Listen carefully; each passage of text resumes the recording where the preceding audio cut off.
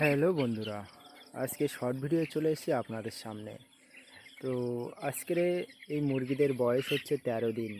তো 13 দিনে কম করে না হলেও প্রায় 200 গ্রাম থেকে 200 গ্রামের উপরে তো আছে অবশ্যই, প্রায় 250 গ্রামের ধরে। তা এখন এই পরপর 2-3 দিন এদের রাত্রের জলে ডোবা হচ্ছে অ্যালকাসল। তো আপনারা হয়তো সবাই জানেন অ্যালকাসলের কী গুণাগুণ, কী কাজ। তো সেটার ফুল ভিডিও চলে আসবে 1-2 দিনের ভিতরে আপনাদের এই ইউটিউব চ্যানেলে, রয় ফার্মিং। তো শর্ট ভিডিওটি অবশ্যই সাবস্ক্রাইব করে রাখবেন আর লং ভিডিওটি দেখার জন্য।